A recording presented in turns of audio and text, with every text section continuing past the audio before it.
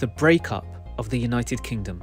Self-deceptions are rooted in beliefs which at some point in the past we seriously entertained, as it was awareness of our faults and the pain that accompanied them that produced the deceptions in the first place. Thus, deep down it can be said that we all know the manner in which we deceive ourselves. And that problem has to be faced up to. If you keep ignoring it, it will simply get worse until you can't ignore it any longer, and then you will have to face up to it. And things that can't go on forever don't. That is the issue. That is what we're facing.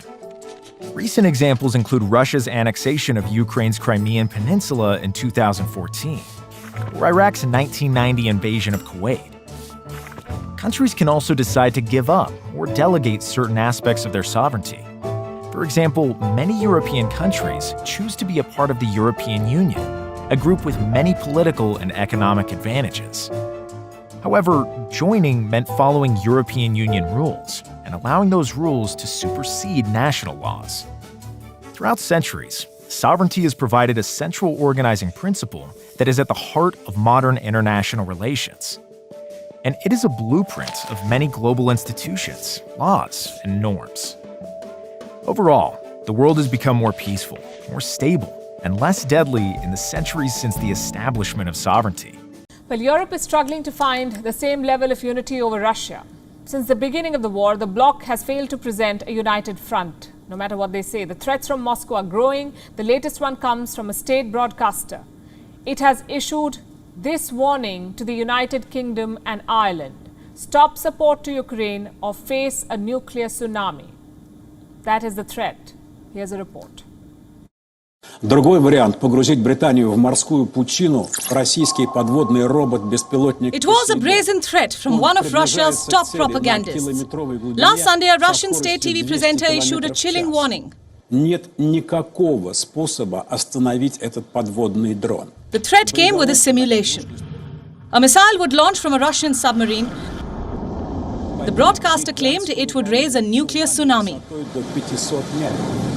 Такой водяной шквал является еще и носителем экстремальных доз радиации. What would you kind of say on that point? I think that the failure of the Conservative Party to tackle Islamophobia is disgraceful, it's shameful. It's not surprising given the record of the Tory party, and I saw that kind of up close and ugly in a recent Westminster Hall debate on Islamophobia, where the minister opened her response to the debate talking about the terrorist who murdered Sir David Amess, and there were all sorts of other just shocking things that happened in that debate. But as you say, it's not a problem that's confined to the Conservative Party. It's a problem in all political parties and in wider society as well. So the Labour Party needs to publish the Ford report, and it needs to be serious about all forms of racism. And I'd also say that across different forms of racism, not enough is being done. We know that that's the case in the Tory party, but we should hold ourselves to a higher standard in the Labour Party. And I think, for example, on anti-Semitism, there still needs to be a programme of political education that prevents anti-Semitism. And years later, after the first sort of set of complaints were made, that still hasn't happened. I've been looking more specifically at these topics that you're bringing up. So first of all, terrorism, I was going to kind of spend most of my time on, I think. But I will also cover a little bit on some kind of trends in terms of targets of hate online and how kind of the far right has attempted to find new ways to organize, especially during the pandemic.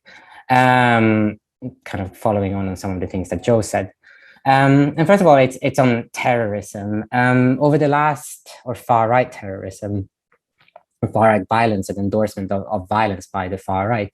And there has been an upwards trend over the last couple of years, which I think many have kind of seen from a distance in terms of quite horrendous and large attacks across the world, because this is not a trend that is exclusive to the UK. It didn't start here. It's more something that the UK has been dragged into, because this part of the movement is incredibly international. And they had attacks in the US and New Zealand, in Germany, in Norway. So this kind of covers a lot of the Western world. And we can say, for the purposes of our talk today, that we can categorize the scholars who looked at this tradition into two categories. The first category were those who took it at face value, who took it at its literal value, and they didn't really think about the causes or the concerns or the reasons behind this tradition. And they simply took this, and that's a valid paradigm, and they applied it without any conditions, without any circumstance. It is applied unconditionally across the board. And this is the position that is well known, and you will find this very common on most Q&A websites that answer Islam, Islamic questions, and other scholars that are well established on social media and well known. It's very common to hear this position that it is completely unconditional and there are no exceptions. And at the same time, you have another group of scholars from the beginning of time who looked at these traditions and they tried to understand, what is the cause or what is the reason? Or does it, which way around does it work, if you see what I mean? I think there's a lot of things that some of these kind of advertise themselves as a bit less political, and they can attract people from kind of a wide range. They just call themselves fitness something, local groups and so on, name of a town. Other ones are called literally fascist fitness, and they attract people that are already active in far-right chats. So I don't know if I answered your question. You're muted. Sorry, I'm on mute. Sorry. Do people share materials from, say, Patriotic Alternative and stuff in these groups? Yeah, or exactly. And then Patriotic Alternative, the group Joe talked about earlier, they are being very active in this sphere. They run their own group. They also do trainings themselves. That's part of their activism. They meet up and they do sort of boot campy trainings every couple of weeks.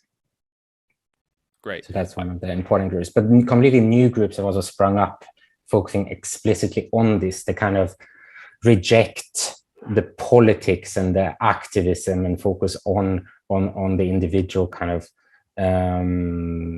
physical change and say stuff like screw politics, let's do push-ups, because they believe that by changing themselves they can affect change in kind of their local community and so on. I cut you up in full flow, so was there anything else you wanted to no, I was just touch at on the end there. I think I can just go like quickly, because this I'm gonna try another segue here, but the last part here is that this is, of course, part of this has to do with the far view on masculinity, of asserting masculinity and feeling that masculinity from the start is under threat and therefore needs to be asserted through building yourself into a stronger soldier, essentially.